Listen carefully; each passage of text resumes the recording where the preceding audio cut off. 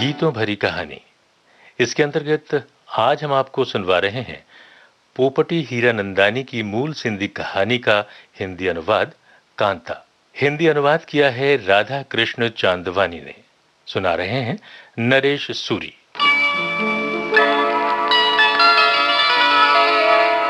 मुझे वो अच्छी लगी। मैंने सुना था कि पुरुष को वही स्त्री अच्छी लगती है जो रंग की गोरी तथा शरीर से एकहरी हो, छोटी आयु की तथा स्वभाव की चंचल हो। पर उसमें तो ऐसी कोई भी बात नहीं थी। वो गेहूं रंग की और शरीर में कुछ भरी भरी सी थी।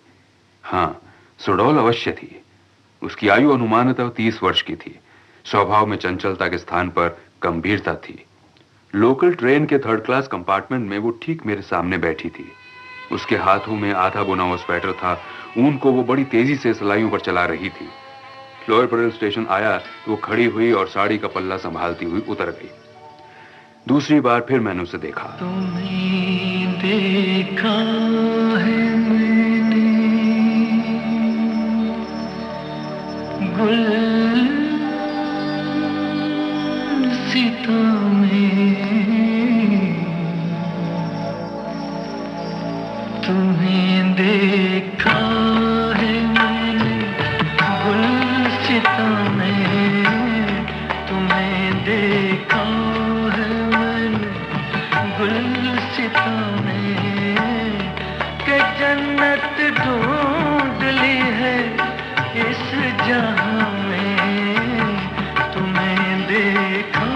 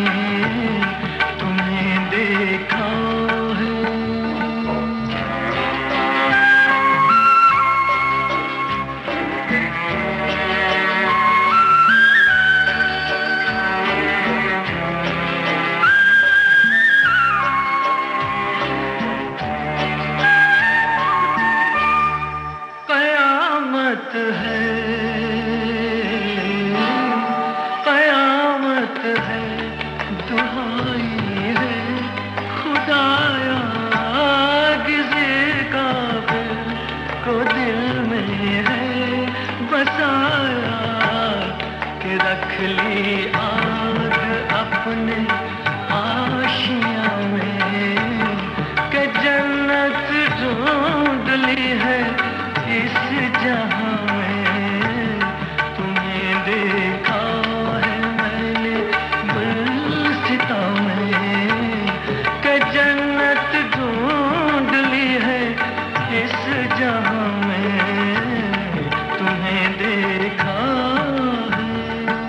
मुंबई में जोर की वर्षा हुई थी।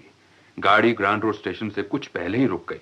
वहां पटरियां कुछ ऊपर होने के कारण पानी पटरियों तक नहीं चढ़ा था। सब वहीं उतरने लगे तो वो भी उतर गई। उस समय वो पंजाबी वेशभूषा में थी, कुर्ता और सलवार, गले में दुपट्टा। किसी युवती का शरीर सुडौल हो तो पंजाबी वेशभूषा उसे एक नया ही रूप दे देती है, और दुपट्टा बिना किसी प्रयोजन के गले में लटकता रहता है, किंतु रंग और कोमलता के कारण पहनने वाले के सौंदर्य को द्विगुणित कर देता है। वो नीचे तो उतर गई, परंतु आगे पानी ही पानी था। आगे कैसे बढ़े? कुछ क्षण सोचकर उसने अपना दुपट्टा संभालकर कमर पर बांध दिया, चप्पल उतारकर उस हाथ में ले लिया जिसमें वो पहले से ही अपना पर्स संभाले हुए थी। फिर दूसरे हाथ से सलवार को कुछ ऊंचा उठा वो पानी में ही चलने लगी। मैं भी उसके पीछे पीछे चलने लगा। मैंने पैरों में गमबूट पहने हुए थे, जिस कारण पानी में चलने से छप छप की आवाज होने लगी।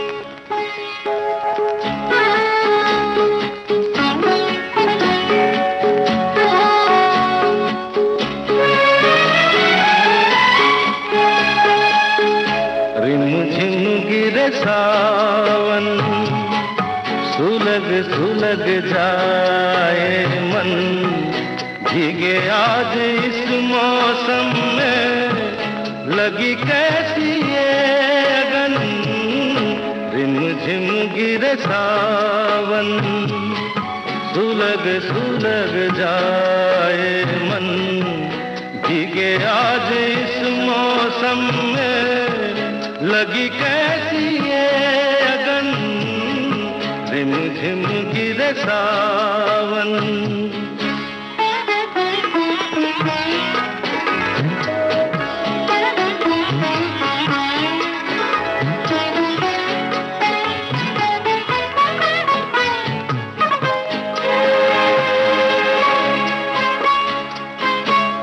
जब घुंघरूओं सी बजती है बूंदे, हर माह हमारे पलके नमूदे, कैसे देखें सपने नयन, सुलग सुलग जाए मन, भीगे आज इस मौसम में, लगी कैसी ये अगन।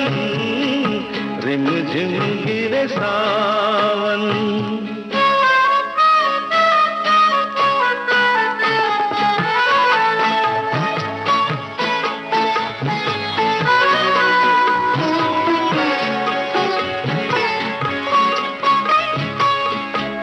महफिल में कैसे कह दे किसी से, दिल बंध रहा है किस अजनबी से। महफिल में कैसे कह दे किसी से, दिल बंध रहा है किस अजनबी से। हाय करे अब क्या जतन, सुलग सुलग जाए मन, भीगे आज इस मौसम में, लगी कैसी ये अगन। रिमझिम गिरे सावन, सुलग सुलग जाए मन, भीगे आज इस मौसम में, लगी कैसी ये अगन। रिमझिम गिरे सावन। परंतु उसने एक बार भी मुड़कर यह नहीं देखा कि पीछे से कौन आ रहा है। कोई उसे इस प्रकार सलवार को ऊंचा कर चलते हुए देखकर हंस रहा है या नहीं, इस बात का लेश मात्र भी ध्यान नहीं था उसे। दूसरी तरफ पहुंचने पर उसने सलवार ठीक कर चप्पल पहन ली और अपनी ही धुन में चलती रही। बस स्टॉप पर पहुंची ही थी कि एक बस में सवार होकर चली भी गई। वो तो चली गई, लेकिन मैं वहीं खड़ा खड़ा सोचता रहा, कौन है ये? मैं 40 वर्ष का कुंवारा पुरुष था। सैकड़ों ही लड़कियां देखी थी, मोरनी सी चाल वाली, मोर जैसी लंबी व सुंदर गर्दन वाली, मृग जैसी बड़ी बड़ी और मासूम नयनों वाली, सुरभाला सी आकर्षक मुखाकृति वाली तथा बल खाती कमर वाली। किंतु मेरा मन इस प्रकार कभी भी किसी के पीछे नहीं दौड़ा जैसे अब दौड़ रहा था। उसे देखने के बाद बस एक ही प्रश्न बार बार मेरे मस्तिष्क में उठता था, कौन है ये? आखिर कौन है ये? ये तो कहो, ये तो कहो, कौन हो तुम, कौन हो तुम? ये तो कहो, कौन हो तुम, कौन हो तुम? मुझसे पूछे बिना दिल में आने लगे, मुझसे पूछे बिना दिल में आने लगे। ये तो कहो, कौन हो तुम, कौन हो तुम? मीठी नजरों से बिजली गिराने लगे, मीठी नजरों से बिजली गिराने लगे। ये तो कहो, कौन हो तुम, कौन हो तुम?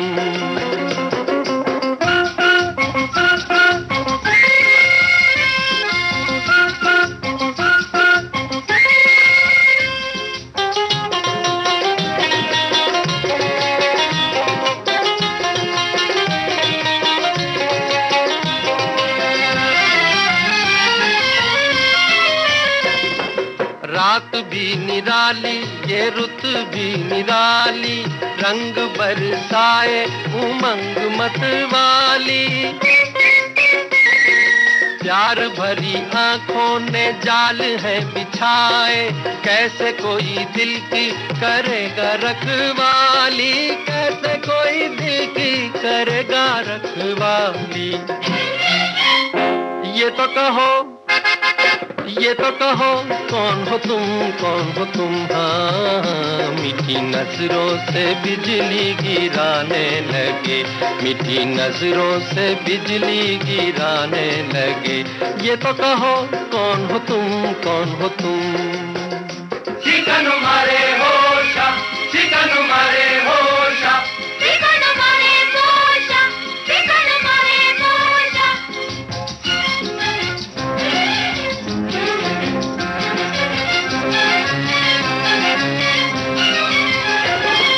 मस्तियों के मेले ये खोई खोई रातें, आंखें करें आंखों से रस भरी बातें।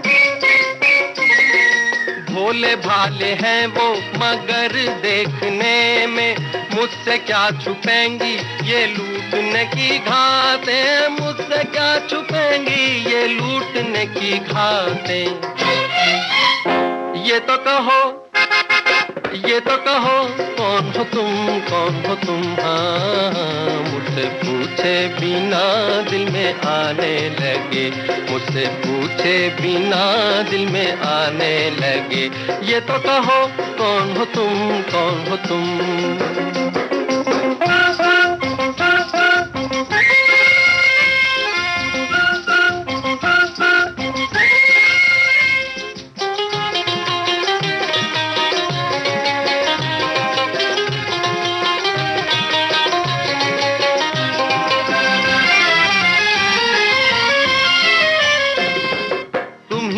नहीं हो जो सपनों में आके छुप गए अपनी झलक दिखला के। तुम ही तो नहीं हो मैं ढूंढा किया जिनको, फिर भी तुम ना आए मैं थक गया बुला के, फिर भी तुम ना आए मैं थक गया बुला के। ये तो कहो, ये तो कहो, कौन हो तुम, कौन हो तुम? हाँ, मुझसे पूछे बिना दिल में आने लगे, मुझसे पूछे बिना दिल में आने लगे। ये तो कहो, कौन हो तुम, कौन हो तुम? मीठी नजरों से बिजली गिराने लगे, मीठी नजरों से बिजली गिराने लगे। ये तो कहो, कौन हो तुम, कौन हो तुम?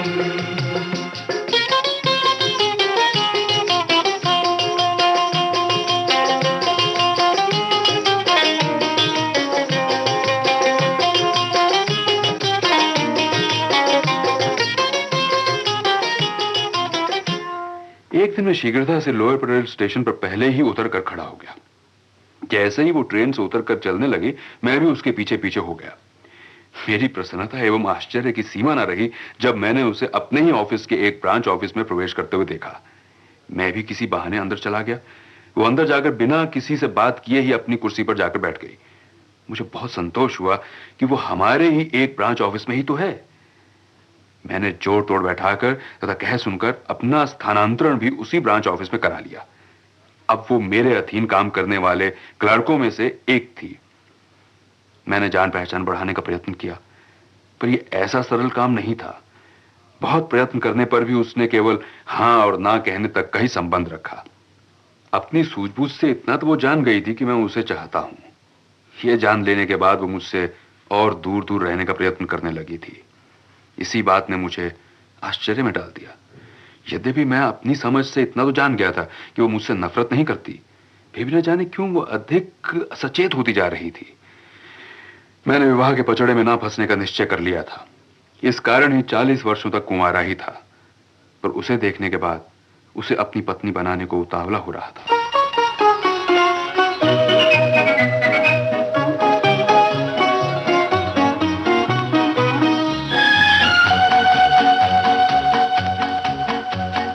यूं तो हमने लाख हंसी देखे हैं, तुम सा नहीं देखा हो, तुम सा नहीं देखा। यूं तो हमने लाख हंसी देखे हैं, तुम सा नहीं देखा हो, तुम सा नहीं देखा। उफ ये नजर, उफ ये अदा, उफ ये नजर, उफ ये अदा, कौन न अब होगा फिदा। जुल्फ है या बदलियां, आंखें हैं या बिजलियां, जाने किस किस की आएगी कज़ा। यूं तो हमने लाख हंसी देखे हैं, तुम सा नहीं देखा, तुम सा नहीं देखा।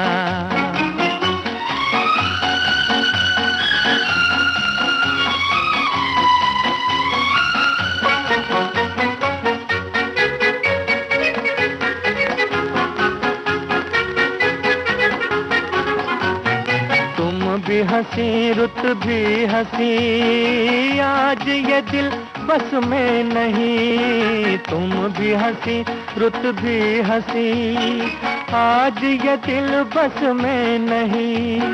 रास्ते खामोश हैं, धड़कने मदहोश हैं, पिए बिन आज हमें चढ़ा है नशा। यूं तो हमने लाख हंसी देखे हैं, तुम सा नहीं देखा हो, तुम सा नहीं देखा। तुम न अगर बोलोगे सनम, तुम न अगर बोलोगे सनम, मर तो नहीं जाएंगे हम। क्या परी या हूर हो, इतने क्यों मगरूर हो, मान के तो देखो कभी किसी का कहा। यूं तो हमने लाख हंसी देखे हैं, तुम सा नहीं देखा हो, तुम सा नहीं देखा। यूं तो हमने लाख हंसी देखे हैं, तुम सा नहीं देखा हो, तुम सा नहीं देखा।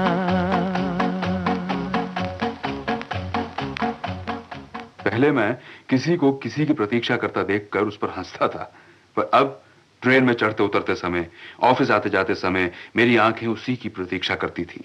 न जाने मुझ पर किस जादू का प्रभाव हो गया था, पर जिसने वो जादू किया था उसका संबंध तो केवल ऑफिस के काम तक ही सीमित था। बस एक दिन वो ऑफिस नहीं आई, मैं बेचैन हो गया।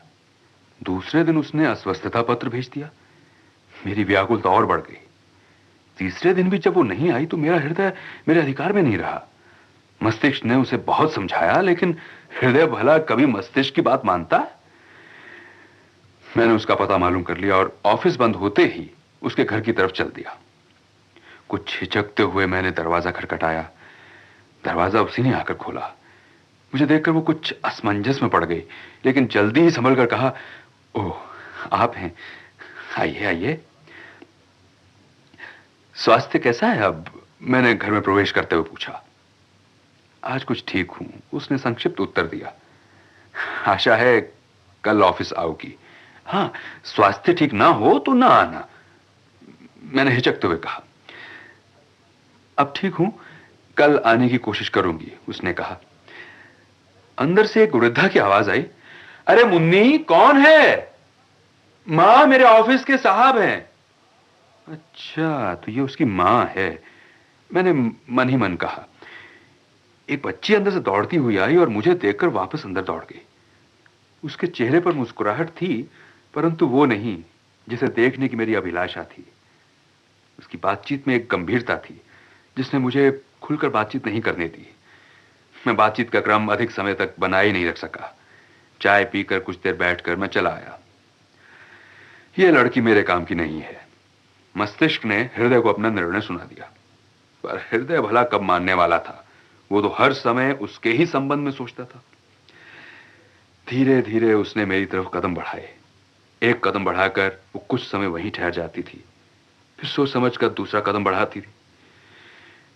पहले वो केवल अपनी मधुर मुस्कान से ही मेरा स्वागत करती थी और मैं हेलो, कैसी हो, ये सब कहकर उसके स्वागत का स्वागत करता था।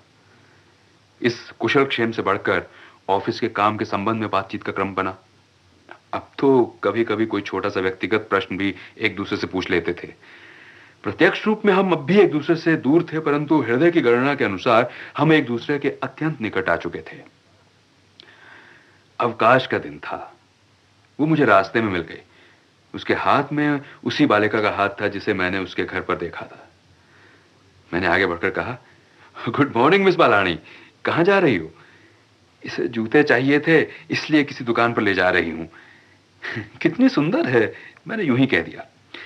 बालानी और मैं दोनों साथ साथ चल रहे थे। उसने पहले मेरी तरफ देखा और फिर बालिका की तरफ देखते हुए झिझक कर बोली, मेरी बच्ची है ये। लगा मैं आसमान से गिर पड़ा हूं। ये तो मिस बालानी है, क्या मेरे साथ दिल लगी कर रही है? मैंने आश्चर्य से पूछा, क्या कहा? तुम तो... वो बीच में ही बोल उठी, हां, मैंने कहा ये मेरी बच्ची है। मैंने हंसते हुए कहा, ऐसी दिल लगी करना कब से सीखा है?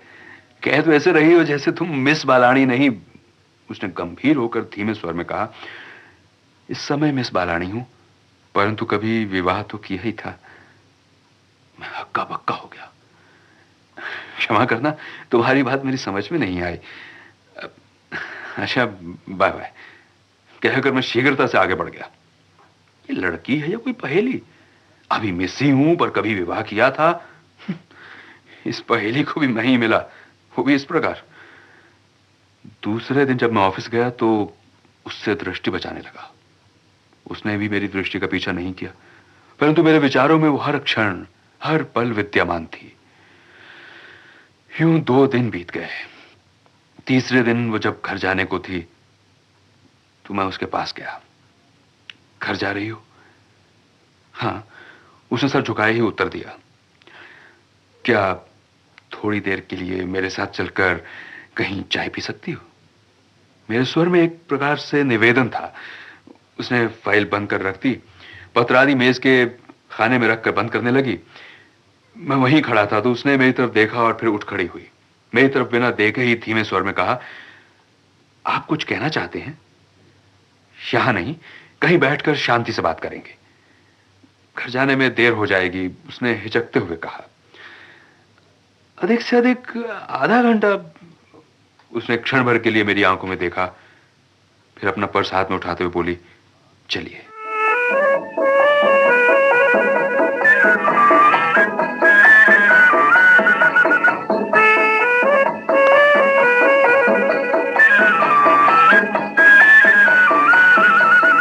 एक बात पूछता हूँ, एक बात पूछता हूँ, गर तुम बुरा न मानो, गर तुम बुरा न मानो, एक बात पूछता हूँ।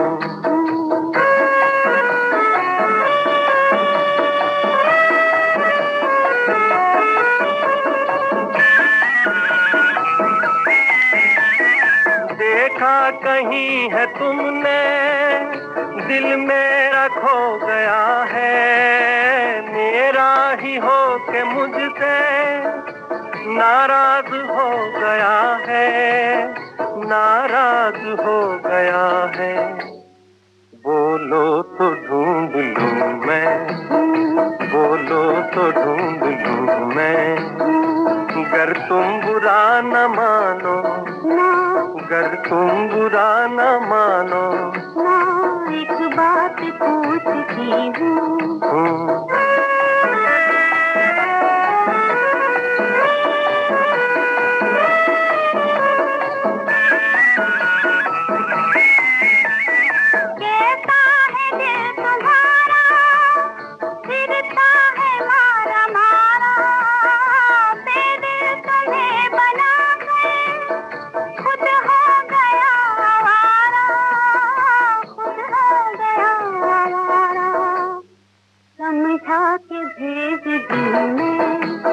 समझा के भेज दूं मैं, कर तुम बुरा न मानो, कर तुम बुरा न मानो।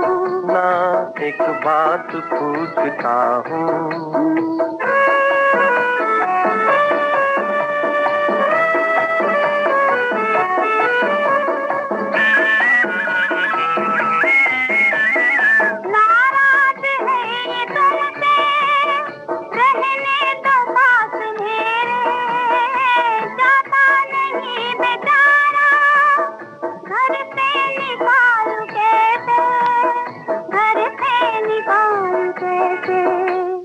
दिल कैसे तोड़ दूं मैं, दिल कैसे तोड़ दूं मैं, कर तुम बुरा न मानो, कर तुम बुरा न मानो।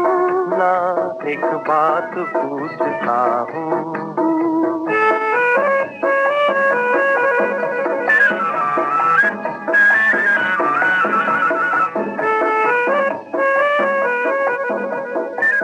रेस्टोरेंट में हम दोनों काफी देर तक खामोश रहे।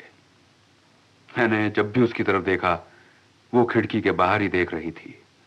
उसके होंठ शांत थे, किंतु विचारों के प्रतिबिंब उसके चेहरे पर साफ दृष्टिगोचर हो रहे थे।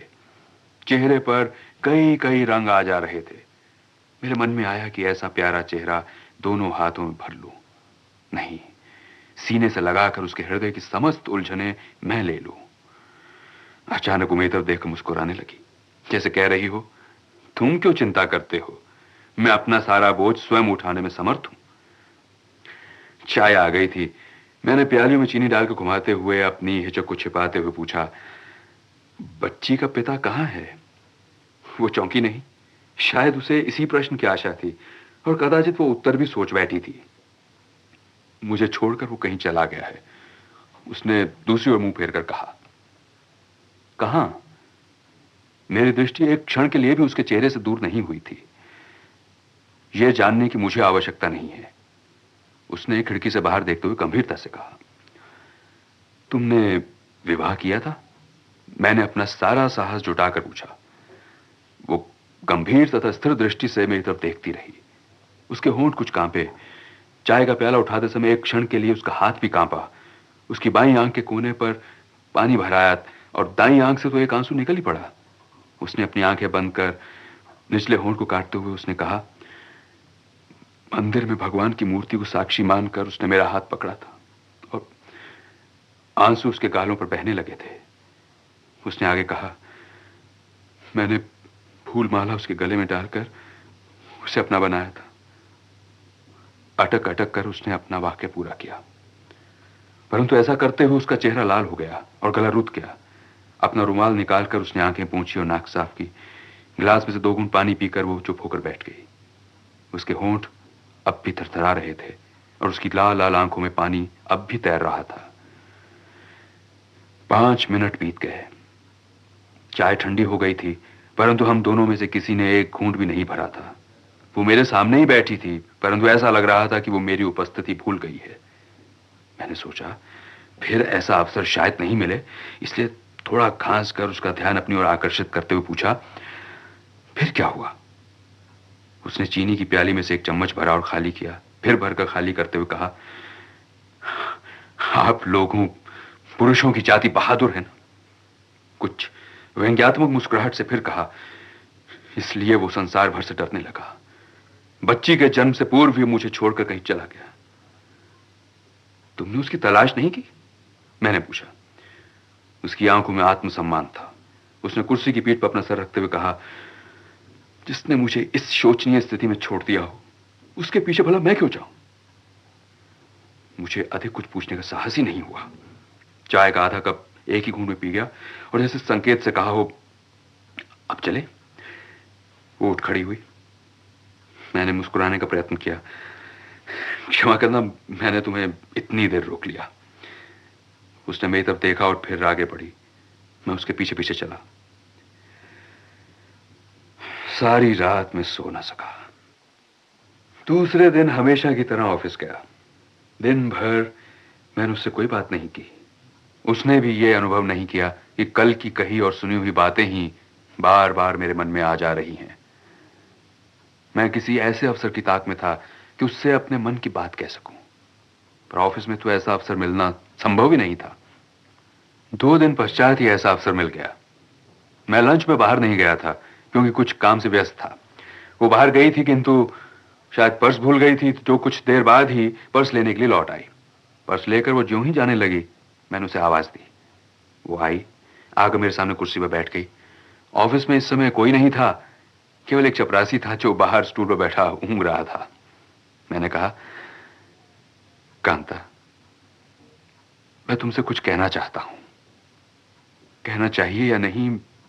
मैं उसने कहा, आप कहिए, कहने में क्या हानि है?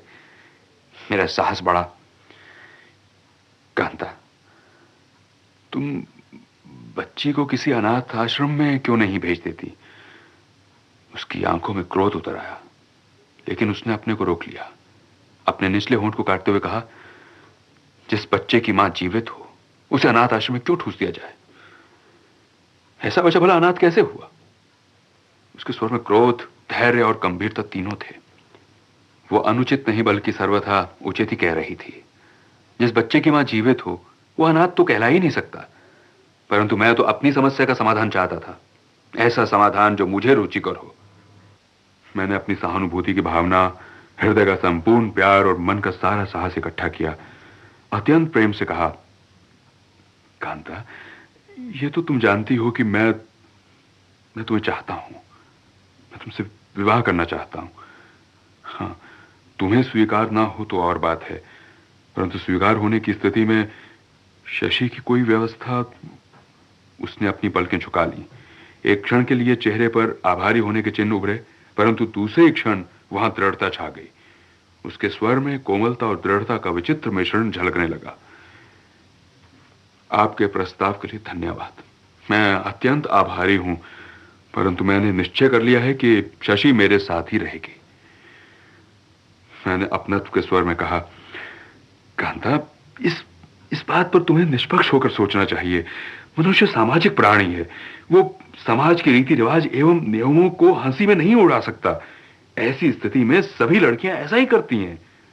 उसने नम्रता से कहा, मैं एक मां हूं।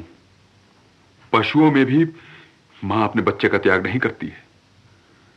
पर कांता, पशुओं का कोई समाज नहीं होता। उसने भावुक होकर कहा, समाज ने स्त्री पर पवित्र रहने का बंधन डाला है। उस बंधन का मोह स्त्री से बच्चे का त्याग चाहता है। पर क्या यह त्याग पाप नहीं है? तो फिर समाज ने स्त्री के लिए यह पाप करना क्यों आवश्यक समझा है? मैं आपकी पत्नी बनना चाहती हूं। आपके साथ रहकर गृहस्थ जीवन का आनंद लेना चाहती हूं, परंतु उसके लिए मुझे अपने बच्चे को दंड देना होगा। स्वयं को पवित्र प्रमाणित करने के लिए यह त्याग करना पड़ेगा। नहीं, मैं ऐसा नहीं कर सकती। उसका गला रूंधने लगा था। लेकिन समाज अवैध बालक को कैसे स्वीकारेगा? इस वाक्य को मैंने इतने दिनों तक मन में रोके रखा था, पर अब उसे कह बैठा। उसने एकाएक शेरनी का स्वरूप धारण कर लिया। अवैध बच्चा? बच्चा कैसे अवैध हुआ? पिता अवैध हो सकता है, मां अवैध हो सकती है, पर बच्चे को यह दोष कैसे लग सकता है? उसका अपराध ही क्या है? वो उठ खड़ी हुई। मैं उसके इस प्रश्न के लिए तत्पर नहीं था। फिर क्या उत्तर देता? दुर्योधन के दरबार में भी जब द्रौपदी के प्रश्नों का उत्तर भीष्म पितामह अथवा महात्मा विदुर भी नहीं दे सके थे, तब भला मैं स्त्री की इन सत्य युक्तियों का क्या उत्तर दे सकता था? लगता है कि स्त्री का पक्ष सुने बिना ही पुरुष केवल धर्मादेश ही देता रहा है। वो चली गई, मैं उसे रोक न सका। मेरे मन में विचारों का द्वंद्व युद्ध आरंभ हो गया। एक ओर कुछ विचार समाज से डरकर कांता से दूर भाग रहे थे, तो दूसरी ओर कुछ विचार कांता की तरफ दौड़ते हुए समाज से दूर भाग रहे थे। दोनों पक्ष शक्तिशाली थे। यह द्वंद्व प्राय रोज होता था। आरंभ में तो प्रथम पक्ष ही अधिक शक्तिशाली रहा, लेकिन फिर धीरे धीरे दूसरे पक्ष की विजय होने लगी। अब ऑफिस में बातचीत का क्रम पूर्व की भांति प्राय हां और ना तक ही रहने लगा। धीरे धीरे उसने मेरे साथ मुस्कुराने का संबंध भी तोड़ दिया। शायद यही उचित भी था, परंतु हमारे विचारों को कौन रोके? दिन भर ऑफिस में काम करते हुए एक दूसरे को देखते हुए ऐसा किया भी कैसे जा सकता है? मैं प्रयास करता था कि उसकी तरफ नहीं देखूं, किंतु उसकी छवि तो हर समय मेरे हृदय में विद्यमान रहती थी। हमारी राहें विपरीत हो गई थीं, फिर भी वो मेरे सपनों की राह पर सदा खड़ी रहती थी। हमारा आपस में कोई भी संबंध नहीं रहा था, पर मेरे हर विचार में वो समाई रहती थी। मैं प्यार कर रही हूँ तेरी जुल्फ के साए में, कुछ देर ठहर जाऊं। तुम एक मुसाफिर हो, कब छोड़ के चल दोगे, ये सोच के घबराऊं। मैं प्यार कर रही हूँ।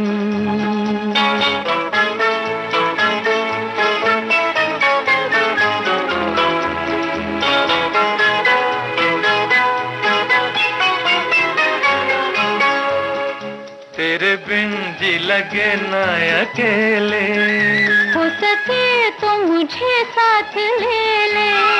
नाज़नी तू नहीं जा सकेगी, छोड़कर जिंदगी के झमेले। नाज़नी नाज़नी तू नहीं जा सकेगी, छोड़कर जिंदगी के झमेले। जब छाए घटा याद करना जरा, सात रंगों की में कहानी। मैं प्यार कर रही हूँ तेरी जुल्फ के साए में, कुछ देर ठहर जाऊं। तुम एक मुसाफिर हो, कब छोड़ के चल दोगे, ये सोच के घबराऊं। मैं प्यार कर रही हूँ।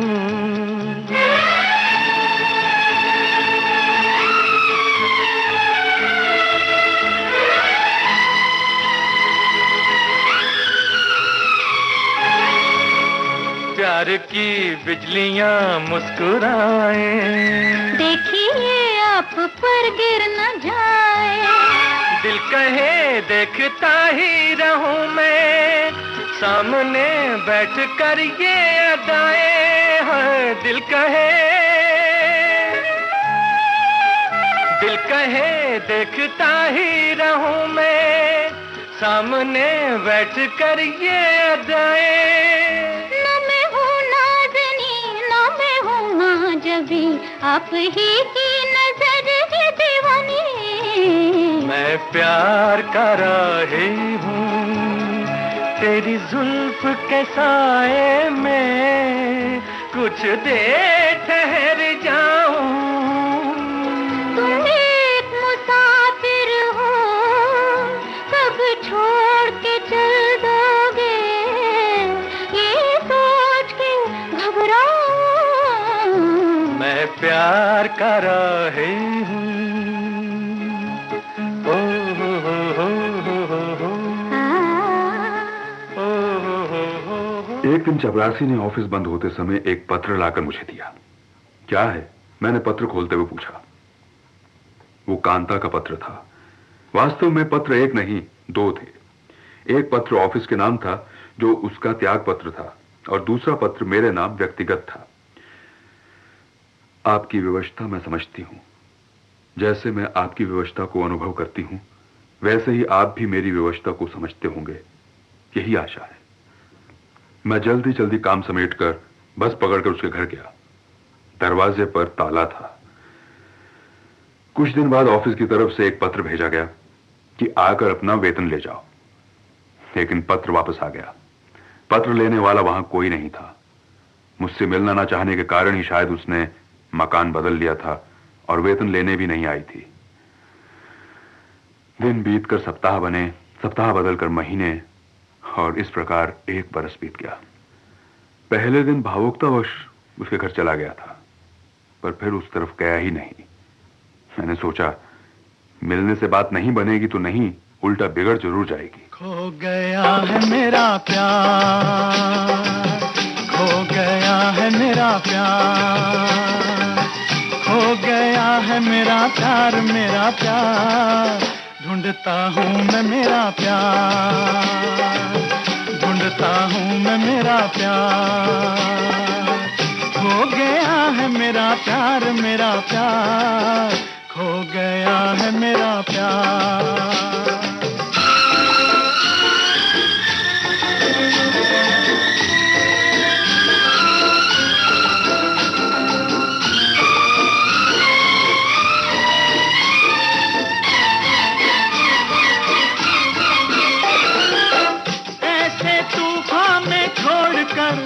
चल दिया दिल को तोड़कर, गम की मौजों में हाय कोई छुप गया मुंह को मोड़कर, छुप गया मुंह को मोड़कर। खो गया है मेरा प्यार, खो गया है मेरा प्यार, खो गया है मेरा प्यार, मेरा प्यार। ढूंढता हूँ मैं मेरा प्यार। हो हो हो हो हो।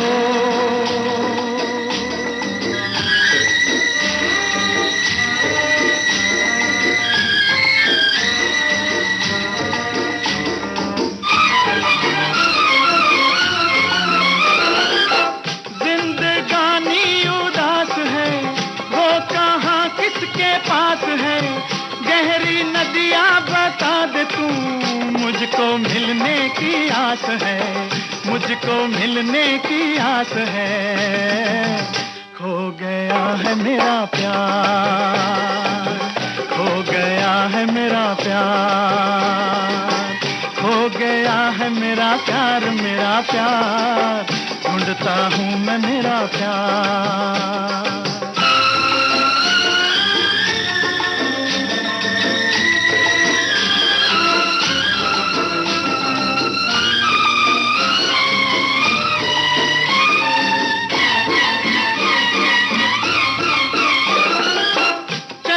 सांसों में शोर है, तेरी यादों का जोर है।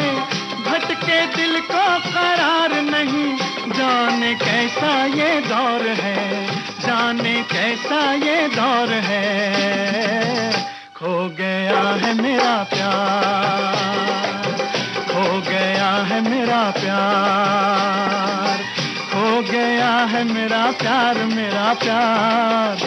ढूंढता हूँ मैं मेरा प्यार, ढूंढता हूँ मैं मेरा प्यार। खो गया है मेरा प्यार, मेरा प्यार, खो गया है मेरा प्यार, खो गया है मेरा प्यार, खो गया है मेरा प्यार। अचानक 1.5 बरस बाद डाक से एक पत्र मिला। लिखावट उसी की ही थी। मेरा शरीर कांपने लगा। आश्चर्य, डर, प्रसन्नता, आशंका और न जाने क्या क्या विचार मन में आने लगे। मैंने संभल कर पत्र पढ़ना चाहा, पर नहीं। ठहर जाओ, उसके पत्र आने की प्रसन्नता को तो अनुभव कर लूं। शायद ये पत्र मेरी आशाओं को परिपूर्ण कर दे या शायद उन पर पानी फेर दे। मैं इस क्षण भर की प्रसन्नता को कैसे कमा दूं? जब पत्र पढ़ा तो लगा जैसे मेरे हाथ से कुछ गिर गया हो। उसने लिखा था, मेरा पत्र पाकर आपको अत्यंत आश्चर्य होगा। सचमुच मैंने आपके संसार से निकल जाना चाहा था। आपके मन में मेरे लिए प्यार का किंचित अंश मात्र भी यदि शेष है तो उस अंश के अधिकार से यह पत्र लिख रही हूं। मुझे फेफड़ों का कैंसर है। टाटा हॉस्पिटल में रूम नंबर 13 में हूं।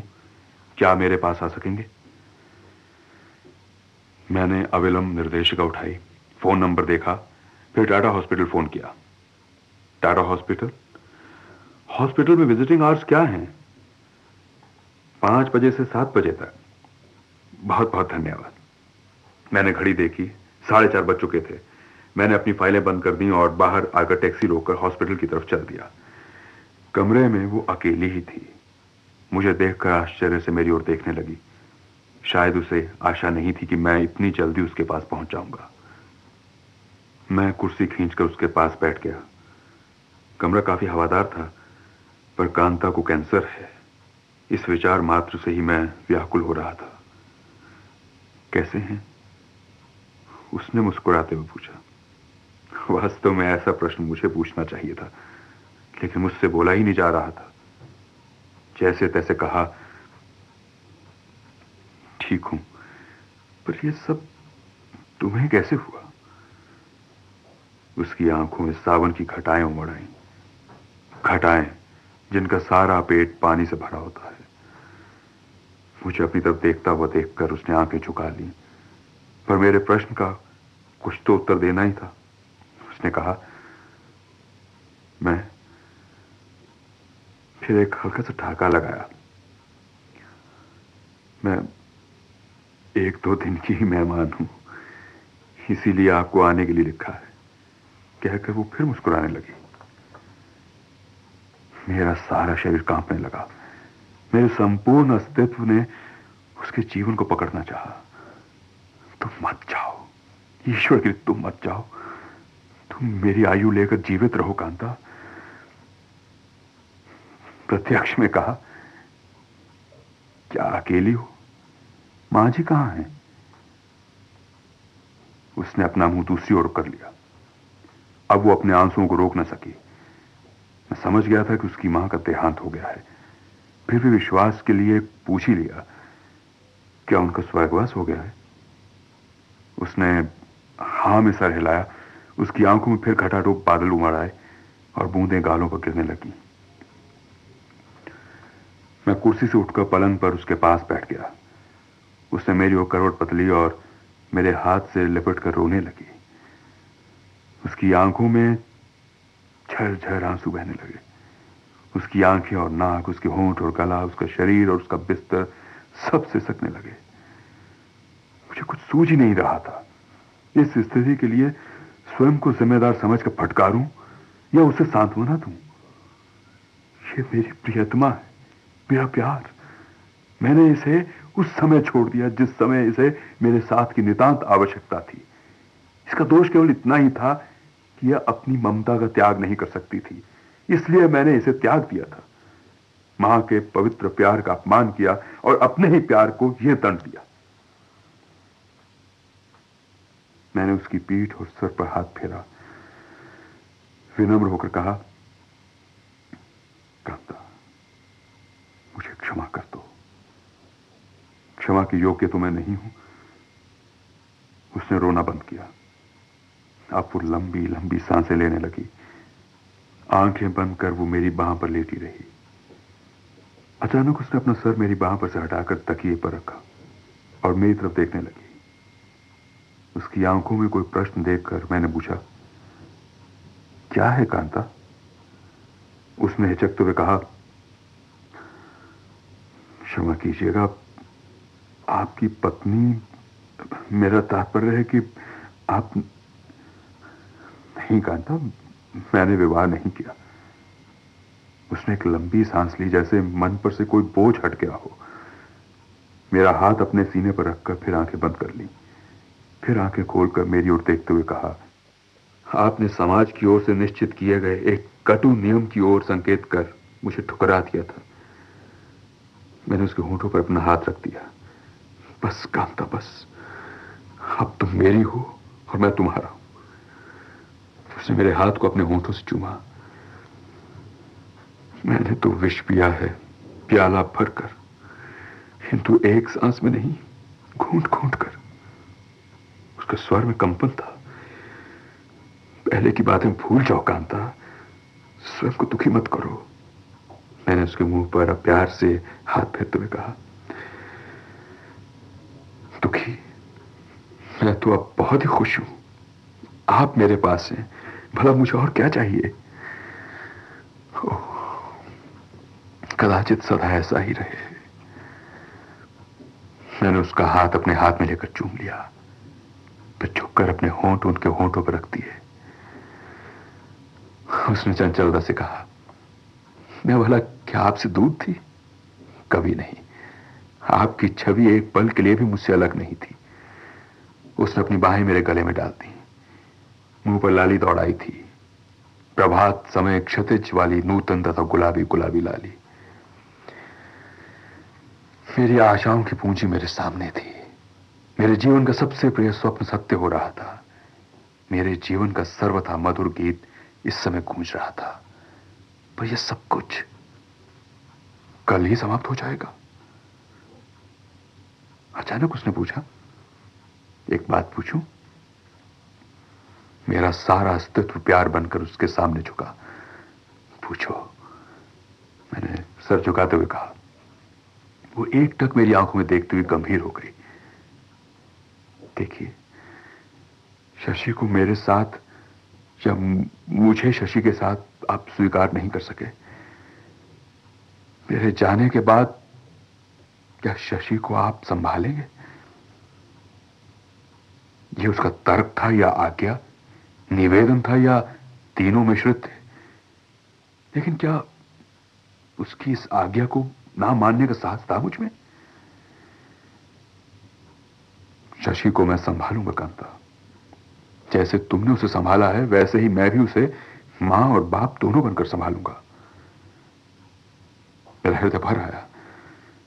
मैंने कहना चाहा, पर तुम मुझे छोड़कर मत जाना। तुम चली गई तो मैं जलता रहूंगा, पल पल तड़पता रहूंगा। मैंने धीरे से उसका सर उठाकर अपनी गोद में रख लिया। उसने मुस्कुराती आंखों से मेरी ओर देखा, फिर चुपचाप लेट गई। उसके ललाट पर शांति और शीतलता छा गई। कांता इस संसार से चली गई।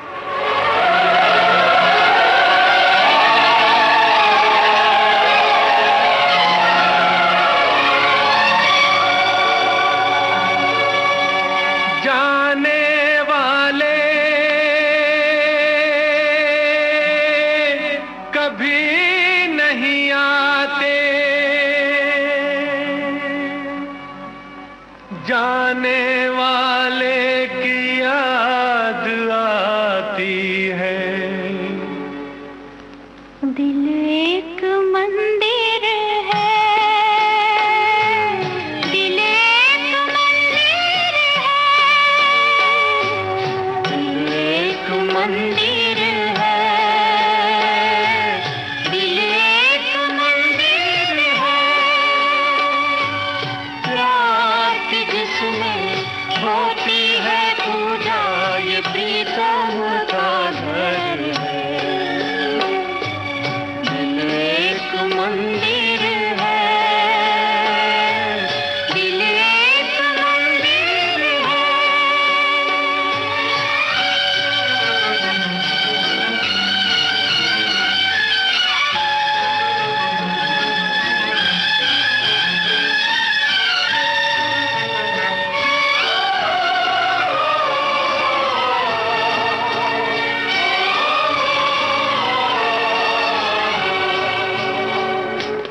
हर धड़कन है आरती बंधन, आँख जो मीठी हो गए दर्शन।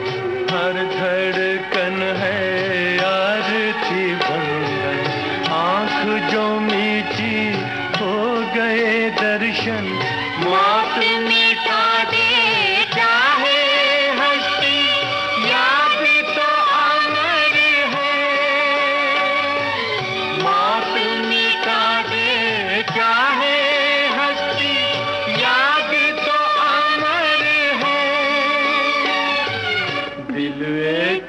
मंदिर है, दिल एक मंदिर है, प्यार की जिसमें होती है पूजा, ये प्रीतम का घर है।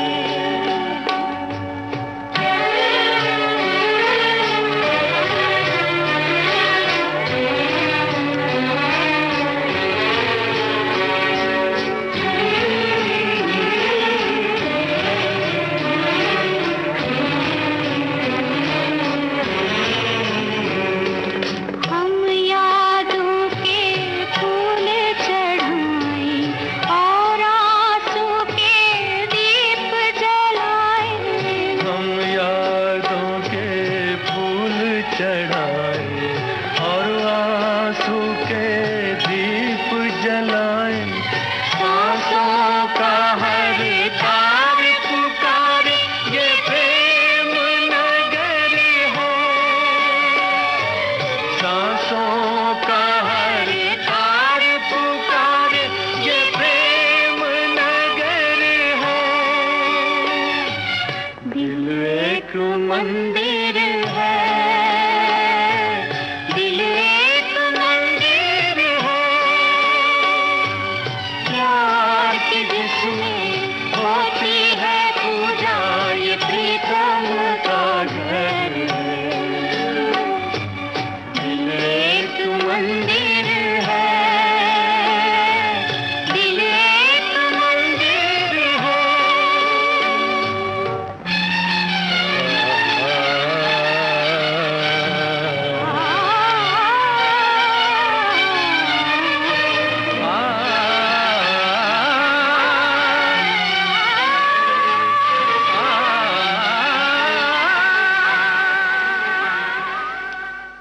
अब शशि मुझे डैडी कहती है। लोग मुझे सदाचारी और सहृदय पुरुष समझते हैं। पुरुष जिसने एक अनाथ बच्ची को अपनाया है। लेकिन मैं स्वयं को कायर और घृणा योग्य व्यक्ति समझता हूं। एक भीरू और डरपोक पुरुष हूं मैं। गीतों भरी कहानी के अंतर्गत अभी आप सुन रहे थे पोपटी हीरानंदानी की मूल सिंधी कहानी का हिंदी अनुवाद कांता। हिंदी अनुवाद किया था राधा कृष्ण चांदवानी ने और सुना रहे थे नरेश सूरी।